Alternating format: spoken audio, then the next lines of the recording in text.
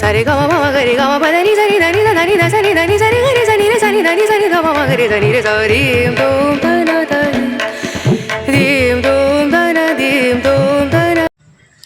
ಬೆಲ್ಲದ ಔಷಧೀಯ ಗುಣಗಳು.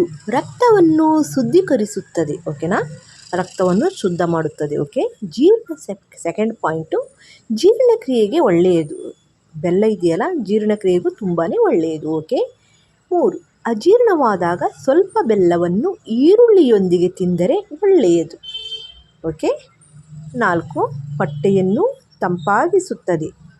ನೀವು ಬಿಸಿನಲ್ಲಿ ದಣಿದು ಬಂದರೆ ಒಂದು ಗ್ಲಾಸಲ್ಲಿ ನೀರು ತೊಗೊಂಡ್ರೆ ಒಂದಷ್ಟು ಸಣ್ಣ ತುಂಡು ಬೆಲ್ಲವನ್ನು ತಿಂದು ನೀರನ್ನು ಕುಡಿದ್ರೆ ಇನ್ನೂ ಒಳ್ಳೆಯದು. ನಿಂತ್ಕೊಂಡು ಯಾವಾಗಲೂ ನೀರು ಕುಡಿಬಾರ್ದು. ಯಾವಾಗಲೂ ರೆಸ್ಟಲ್ಲಿ ಅಂದರೆ ಚೇರ್ನಲ್ಲಿ ಕೂತ್ಕೊಂಡೇ ನೀರು ಕುಡಿಬೇಕು. ಓಕೆನಾ. ರಕ್ತಹೀನತೆ ಇರುವವರಿಗೆ ಬೆಲ್ಲ ಸೇವನೆ ಅತ್ಯುತ್ತಮ. ಇದರಲ್ಲಿ ಕಬ್ಬಿಣಾಂಶ ಅಧಿಕವಾಗಿರುತ್ತದೆ. ಓಕೆ. ಮೊಡವೆಯನ್ನು ಕಡಿಮೆ ಮಾಡುತ್ತದೆ ಮತ್ತು ತ್ವಚೆಯನ್ನು ಹೊಳಪುವಾಗಿ ಸುಡುತ್ತೆ. ಓಕೆನಾ. ಈರುಳ್ಳಿ ಜೊತೆಗೆ ಬೆಲ್ಲವನ್ನು ಸುಟ್ಟು ತಿನ್ನುವುದರಿಂದ ಗಂಟಲು ಕೆರೆತ, ಕೆಮ್ಮು ನಿವಾರಣೆಯಾಗುತ್ತದೆ. ನೋಡಿ ಎಷ್ಟೆಲ್ಲ ಇದೆ ಬೆಲ್ಲದಲ್ಲಿ. ಮತ್ತು ಮಗುಗೆ ಸಂಡಸ್ ಏನಾದರೂ ಭೇದಿ ಏನಾದರೂ ಆಗ್ತಾಯಿದೆ ಅಂದರೆ ಚಿಕ್ಕ ಮಕ್ಕಳಂದರೆ ಒಂದು ವರ್ಷ 2 ವರ್ಷ ಆಮೇಲೆ 6 ತಿಂಗಳ ಈ ಥರ ಮಗು ಇರುತ್ತಲ್ಲ, ಹಸುಗುಸು ಅಂಥ ಮಕ್ಕಳಿಗೆ ಒಂದು ಪ್ರಮಾಣ ಲೋಟದಲ್ಲಿ ನೀರನ್ನು ತೆಗೆದುಕೊಳ್ಳಿ. ಚಹಾ ಕುಡಿಯೋ ಲೋಟದಲ್ಲಿ ನೀರು ತೆಗೆದುಕೊಳ್ಳಿ. ಓಕೆನಾ. ಒಂದು ಫುಲ್ ಗ್ಲಾಸ್, ಸ್ವಲ್ಪ ಬೆಲ್ಲ, ಆಮೇಲೆ ಅದಕ್ಕೆ ಬೆಲ್ಲವನ್ನು ಚೆನ್ನಾಗಿ ಕುದಿಸಿ ಅರ್ಧ ಲೋಟ ಆಗಬೇಕು. ಓಕೆನಾ.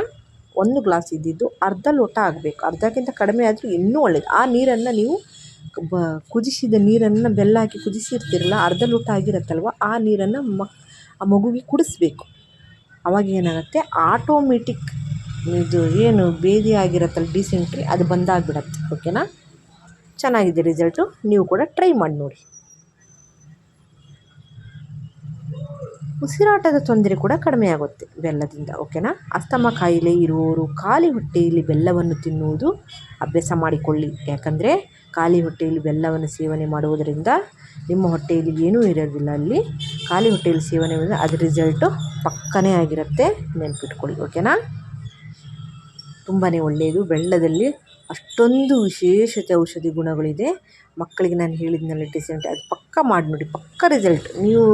ನೀವು ಟಾಬ್ಲೆಟ್ ಕೊಡ್ತೀರಾ, ಆಮೇಲೆ ಮಂದಾಗತ್ತೆ, ಮತ್ತೆ ಸ್ಟಾರ್ಟ್ ಆಗುತ್ತೆ. ಆದರೆ ಇದು ಮನೆ ಹೋಮ್ ರೆಮಿಡಿ ಮಾಡಿ ನೋಡಿ, ನಿಜವಾಗ್ಲೂ ಕಂಟ್ರೋಲ್ ಆಗುತ್ತೆ. ಎಷ್ಟು ಒಂದು ಅರ್ಧ ಗಂಟೆ ಬಿಟ್ಟು 10-15 ನಿಮಿಷ ಬಿಟ್ಟು ಕಂಟ್ರೋಲ್ ಆಗುತ್ತೆ. ಮಾಡಿದ್ವಿ ನಮ್ಮ ಮನೆಯ ಸುಳ್ಳಾದ್ರು ಈ ಸುಳ್ಳಲ್ಲ.